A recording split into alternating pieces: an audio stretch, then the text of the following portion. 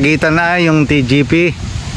Sabi ni Cap, hindi nakasali itong beach resort dito, gilid. So dito yon yung included, gilid dun sa resort. Tapos pataas yung property. Yan, Nyugan na yan, kasama yan.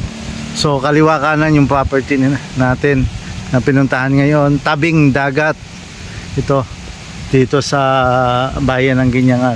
So more or less 8 minutes sa town proper po ng Ginyangan, Quezon.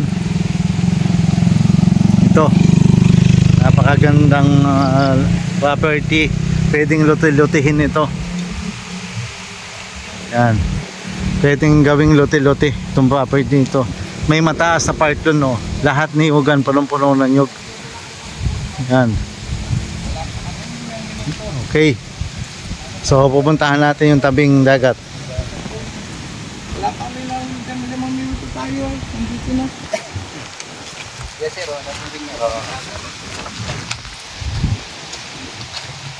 dito na tayo sa may tabing dagat.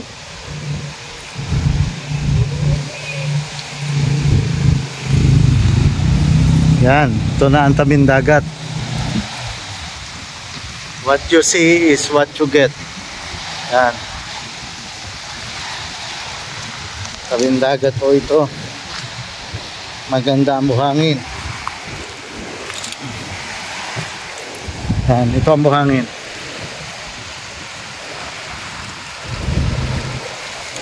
Yan, napakaganda ng dagat po dito.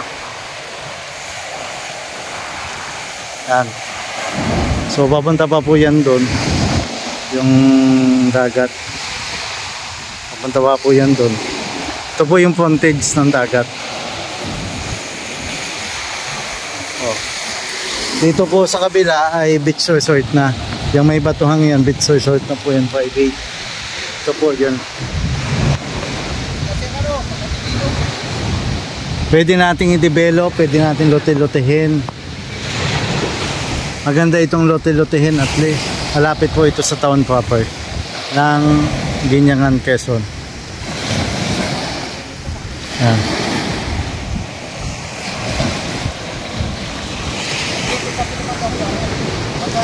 Hindi siya mabato, buhangin-buhangin, pulbos. Yan, pulbos po siya, oh. Yan.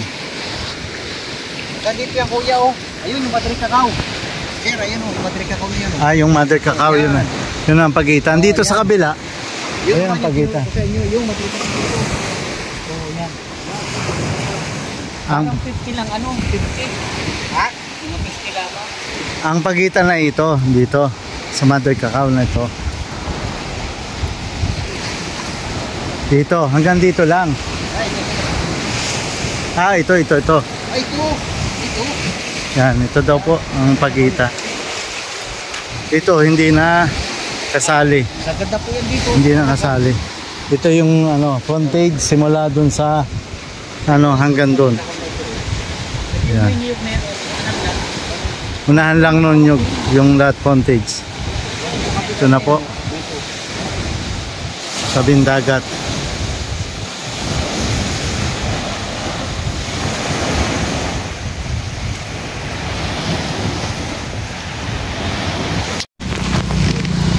Okay, so dito po tayo sa taas ng property.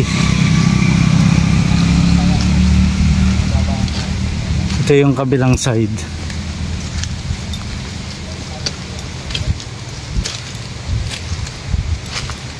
Ito lang aakyatan dito eh.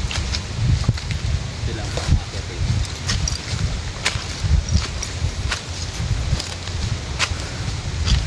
Ito na po yung Ang ganda po yan, malayo pa po yan. 3 hectares po kasi. Oo, 3 hektarya. Ah, pantay pala dito. Pantay po dito.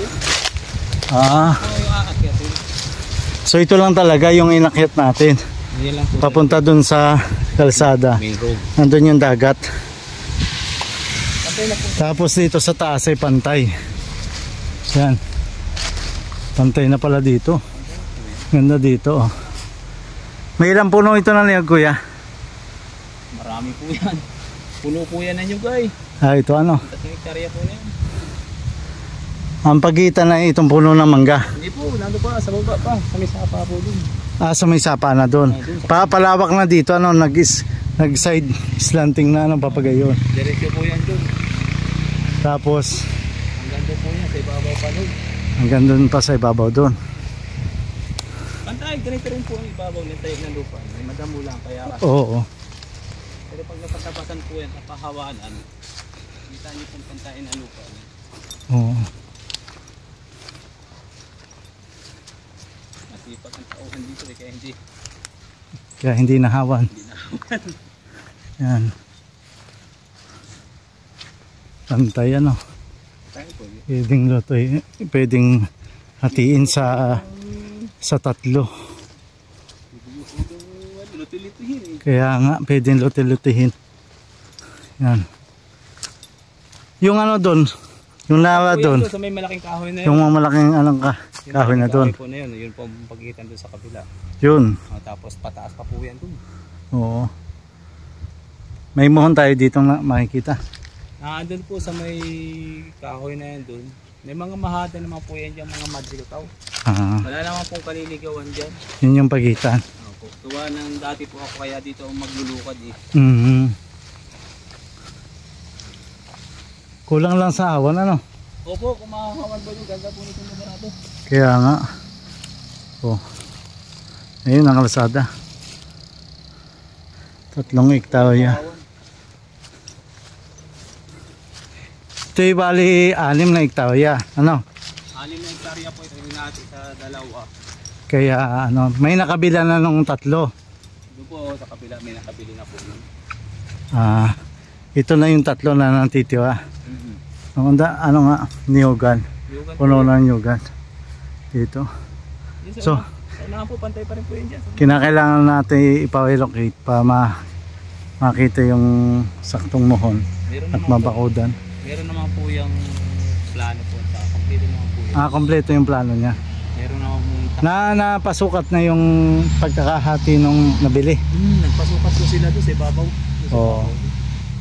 Kasi hinati po nila. Tingin na lang kami ng kopya ano. Pagka ano po, yan. Papasend ko po kay Payaw. Oo. Ang bayaw mo po ay Yung kausap niyo po maliit na lalaki. si X-Cap. Opo. Oo. Yan. Kompleto naman po ito. Ang namamahala po kasi nito sa pagbibenta yung pamangkin. Ang may-ari po talaga nito nasa Amerika. Ang gusto po kasi mangyari ng tita niya, uuwi siya dito sa Pilipinas, bayaran na. Oo, pag payment na ano. Oo. Madali na po ito, transfer naman daw po ito eh. Sabi ni Kevin yung namamahala pa. Buhay yung nasa titulo. Opo. Pwede transfer naman daw po ito. Kulang lang po ito sa awan, makikita niyo po dyan kung nahawan po talaga. Oo. Kulang lang ang asawan. Kung makikita niyo rin Ang daming mamunga yung niyog. nasa pa po yan ng bagyo. Nasa lantapan ng bagyo, ano, lalo na kung hindi. Lalo na po yan kung hindi. Ito po yung nakababa ang nyug dito ng 3 hektarya na ito po yung 7,000. 7,000. Ang baba po ng ang nyog. 7,000 po ito. Nakakailang kilo sa sa kopa? 2 tonelada mahigit po ito. Nakaka 2 tonelada. Mahal din lang din ngayon ang kopa, ayan oh. Opo. Magkano na ngayon ang presyo? Ewan ko lang po sa Kalawag, dito po sa Ginyangan ay 55 eh. 55. Eh di sa 1,000 ay 55,000. Pag maka 2 tonelada ka, Eh di 110. Isang ano lang yan. Ilang buwan nga nag-ano? 45 days po. Pwede nang lukawin, ano? Opo, basta po yung mga ngawit niyo, permihan. Oo. Mga 2 months ano? Opo. 2 months. Matagal na 2 months lang. Hindi lang sasagadin ano? Opo, basta Yung mga magulang lang. Kasi pag sinagad, matatagalan ng mga 3 buwan ano, bago ka magkopra uli ano. Kaya yung iba matagal magkopra kasi nga sagad. Sinasagad nila. Oo. Wala nang mababalikan ano. Wala po. Paanohin uli, ano? Pagugulangin. Pagugulangin pa. Yun yung ano, yun yung kalapit na resort. Yan. Bumaba na tayo.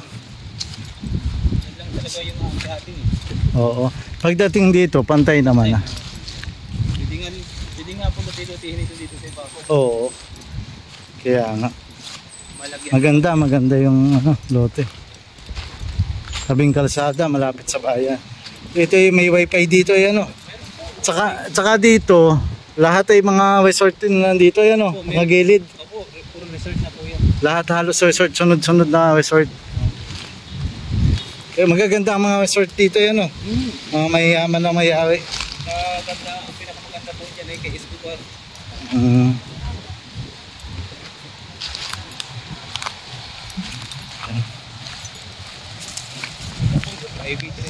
Yeah. So ito na yung ating tiningnan property sa bayan ng Ginyangan, Quezon. Napakalapit sa bayan. Dito po tayo ngayon sa bayan ng Ginyangan, Quezon, kung saan makikita natin ang pinagbibiling property na 3 hectares. So ito na po yung 3 hectares na binibenta. Kaliwa kanan po siya ay tabing kalsada. At ang kagandahan, doon sa may part na taas ay malayo sa dagat, ay pantay. So dito naman yung dagat natin ay napakaganda naman ng buhangin. Pwedeng gawing beach resort. So doon sa mga naghahanap ng beach resort na affordable, ito ang pagkakataon ninyo para bumili. Halika kayo at sense